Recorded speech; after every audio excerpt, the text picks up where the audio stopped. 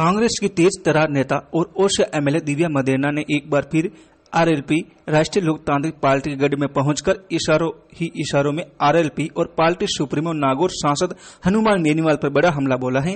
उन्होंने कहा कि क्यूंसर क्षेत्र में उनका पारिवारिक जुड़ाव है, इसलिए यहां वो अपने परिवार के लोगों से मिलने के लिए आती हैं।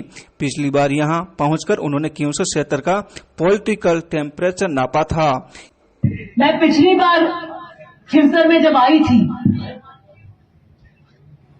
तो मैंने कहा था कि मैं राजनीतिक टेम्परेचर नापने आई और वो टेम्परेचर मैंने नाप लिया और बीमारी बहुत जबरदस्त है। अब मैं ऑपरेशन करने आई हूं और मैंने खिवसर ऑपरेशन का आगाज कर दिया।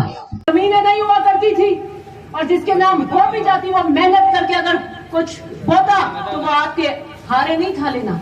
एक बोरी आपको देते थे भीख के नाम पर, वो भी गिड़गिड़ा के जब आप लेते थे कि हमारे को खाने के लिए चाहिए।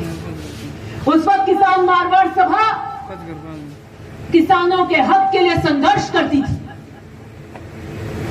और जोधपुर के अंदर जब ये तय होती थी कि बलदेव राम जी मिर्धा इस गांव में इतनी तारीख को सभा करेंगे तो मदेरणा साहब एक महीने पहले, मेरे को लगता है 25 में तो उन्होंने चुनाव लड़ लिया था, पहला 18, 19, 20 साल के थे, पढ़ाई करते थे, एक महीना पहले उस गांव में डेरा डालते थे। आसपास की सब पंचायतों में दूर दूर तक एक एक गांव, एक एक ढाणी से संपर्क करते थे और इकट्ठा करते थे कि हमें एकता रखनी पड़ेगी। हमें अगर इन ताकतों से लड़ना है जो किसानों का शोषण करते हैं तो हमारी ताकत एकता है। और एकता, और वो जब होते थे तब एक होते थे, धान को एक जगह इकट्ठा कर लेते थे और फिर 30,000, 15,000, 20,000 लोग उसका पहरा देते थे और चेतावनी देते थे कि हम आपको हमारा धान नहीं देंगे। क्या देते थे? चेतावनी। और ये चेतावनी के आगे फिर झुकता था और ये कहते थे कि हम आज इस गांव से बाद में अब लाटे नहीं लिया करेंगे। और इस तरीके से किसान वर्ग अपनी लड़ाई लड़ा करता था। ये थी किसान मारवाड़ सभा, ये थे मेरे दादाजी, ये थे बलदेव राम जी मिर्धा, जिनका मैं नाम लेती हूँ और लेती रहूंगी और पूरा किसान वर्ग लेता रहेगा। आपको शर्म आती है? मेरे दादाजी ने ये खून पसीना एक किया है, क्या ये शर्म आती है आपको? क्या गौरव महसूस होता है? बलदेव राम जी मिर्धा कहां चले, किस तरफ ले जाना चाहते थे? वो उस वक्त युवाओं को कहते थे कि अगर किसान वर्ग आगे बढ़ना चाहता है तो शिक्षा के बिना नहीं बढ़ सकता, शिक्षा के बिना नहीं बढ़ सकता। और उस वक्त मेरे दादाजी उस वक्त जमाने में लखनऊ में LLB करने गए जब आपको जाटों के अंदर अपने परिवारों में पक्के मकान नहीं मिलते थे। एक पक्का मकान नहीं होता था, डुक्के के झोपड़े होते थे, बस एक पक्का मकान नहीं होता था। पहला पक्का मकान चाड़ी में बनाया था, चाड़ी में, वो तो बाद में बनी। पहले तो गांव में मकान बनाया, फिर गांव में बंद हो गई तो फिर जाके पोल बनाई और मारवाड़ की पहली पोल बनी कि किसान परिवार भी पोल बना सकते हैं, पक्का मकान बना सकते हैं, चांदी के खूंटे लगा सकते हैं दरवाजों पे। ये हमारा अधिकार है।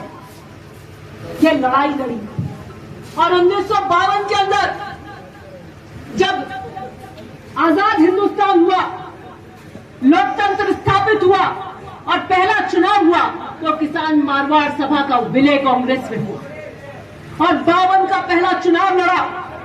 और किस लिए लड़ा? इसलिए लड़ा कि आइए इन ताकतों से लड़ाई करें कि मेरा किसान इतना पीड़ित है, उसके स्तर को आगे ले जाना है, उसके हकों की रक्षा करनी है। और वो चुनाव कोई आसान चुनाव नहीं हुआ करते थे। पहले 4 चुनाव पता है कैसे लड़े जाते थे? कोई काली, कोई धोली, कोई सड़कें नहीं हुआ करती थी। वो घोड़े एक ढानी से दूसरे ढानी जाते रहे, रात को कंबले ओढ़कर, पैरों में छाले हो जाते थे, खून पड़ता था, किलोमीटर चल के जाते थे और दिया नहीं लगाते थे रात को जिसके घर में जाते थे, क्योंकि वो दिए की रोशनी इतनी दूर में पता चल जाती थी और सुबह किस तरीके का आतंक मचता था। तो कंबल ओढ़ के रात को जाते थे और बताते थे कि वोट डालना है, वोट हमारी आजादी का वोट है, वोट हमारी हक का वोट है, किसान के स्वाभिमान का वोट है। और वो कहते थे हम वोट डाल देंगे, आप आओ मत, वोट डाल देंगे। इस तरीके का डर और खौफ का माहौल हुआ करता था। वहां से निकल कर आए हम। आज मेरे काफिले में कोई 2-4 स्कॉर्पियो होगी, बोलेरो, बाकी सारी स्कॉर्पियो है, सारी स्कॉर्पियो है। मुझे एक स्कॉर्पियो खरीदनी पड़ जाए ना, खून के आंसू आ जाते हैं। और हर तीसरे जने के पास स्कॉर्पियो है। आप सोचिए हम कितनी प्रगति कर चुके हैं। आज किसान वर्ग का बच्चा जोधपुर पढ़ता है, जयपुर पढ़ता है, दिल्ली पढ़ता है, बंबई पढ़ता है।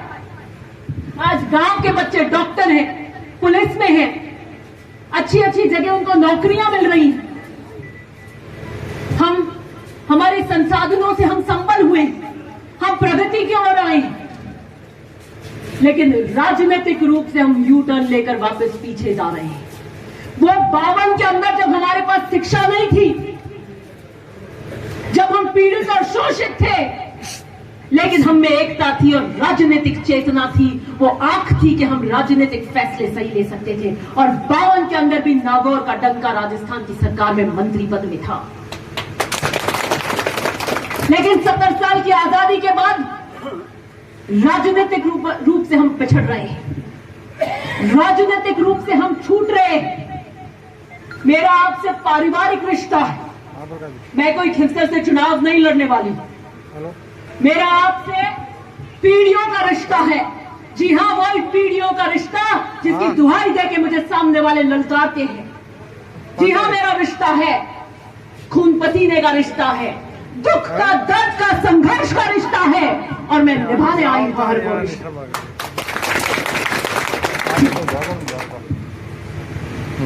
आपको सोचना पड़ेगा, किसान वर्ग, अगर किसान वर्ग का दुश्मन सबसे ज्यादा कहीं है तो आज की तारीख में नागौर में है। ठीक। सबसे ज्यादा नागौर में है। किस ओर जाएंगे आप? और आपके यहां से जो नेता हैं वो बार बार ओसिया के कहते हैं कि अब की बार दिव्या को हराऊंगा, अब की बार दिव्या को हराएंगे, एक ही टारगेट है कि दिव्या को हराएंगे। तो मुझे बताइए तो सही, क्या मैं किसान की बेटी नहीं हूं? क्या मैं किसान की बेटी नहीं हूं? क्या मैं किसान विरोधी हूं? तो मुझे बताइए।